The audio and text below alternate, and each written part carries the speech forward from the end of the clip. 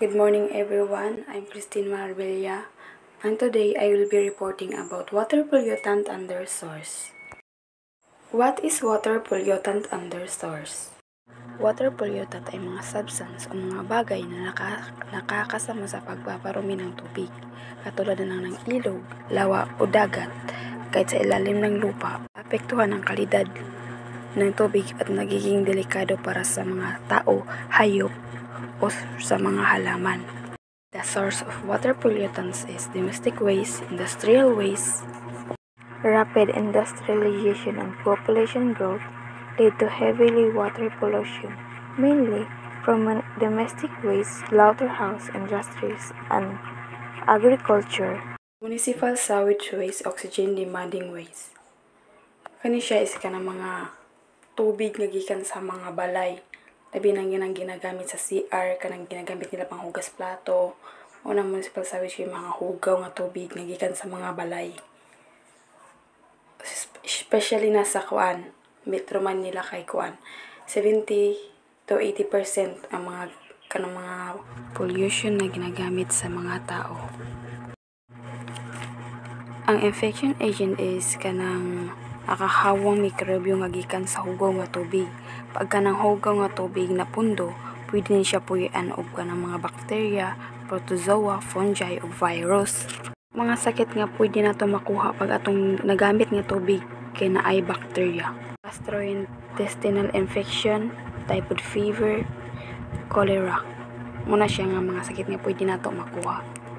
Nutrients. Ang mga nutrients ng halaman tulad ng nitrogen, phosphorus at potassium ay natural na kailangan ng isang halaman para lumago. Pero pag nasobra-sobra ang tubig ng halaman galing sa domestic waste, agriculture runoff at fertilizer, magiging masamang epekto nito sa kalikasan. Maunsa ang mga halaman pag nasobraan sa nutrients. Magdudulot ito ng labis na pagdami ng algae o tinatawag na algal bloom. Algal bloom is kanang mura siyang lumot. Toxic chemical is nakakalasang chemical kapag napunta sa kapaligiran, especially sa tubig, hangin o lupa na naapektuhan ang mga tao, hayop o mga tanom. Heavily material lead, mercury, cadmium, arsenic, maaring magdulot ng brain damage, kidney failure. Oils like gikan sa mga ocean vessel or oil tanker. Ang oceans lake kay dako na siya epekto sa atong mga lamang dagat, mga isda, mga corals, ug uban pang mga lamang dagat. Persistent substance. Pesticides such as DDT and Ambrin are used to kill plants, destroying pests, but can contaminate water bodies, harm environment, link, and affect humans.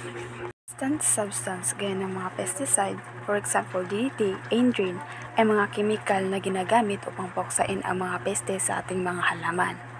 Ngunit may malaki itong epekto sa kalusugan ng mga tao at mga hayop. Ito ay nagdudulot ng pansala sa ating atay kapag ito ay ating nalanghap. Radioactive material ay mga substansya naglalabas ng ionizing radiation, isang uri ng enerhiya na kayang sirain ng atom ng isang tao. Ang ganteng uri ng radiation ay nagdudulot ng pinsala sa selula at DNA ng isang tao at magresulta ng malubhang sakit katulad ng cancer. Terminal pollution. From power plants, lower oxygen level in water by heating it, causing stratification that blocks oxygen renewal. Terminal pollution. Ito ay nangyayari kapag sobrang init na ng mga power plant o mga pabrika. Binubuga nila ang mga mainit na tubig sa ilog, lawa o dagat. Ito ay nakakaapekto sa mga isda. Maaari silang mawalan ng oxygen o hina ang kanilang oxygen. Punta sa tubig ang sediment, sand, and silt. Maaari ito magdulot ng malaking problema. Kapag napunta ito sa dagat, matatabunan ang ating mga corals na pinagkukunan ng pagkain ng ating mga isda. Inorganic substance. For example, na inorganic substance is sa mga lugar na malapit sa dagat Katulad ng Pangasinan, may mga bukid na maaapektuhan ng seawater intrusion, kaya hindi na tumutubo ng maayos ang mga palay, gulay dahil sa alat ng lupa.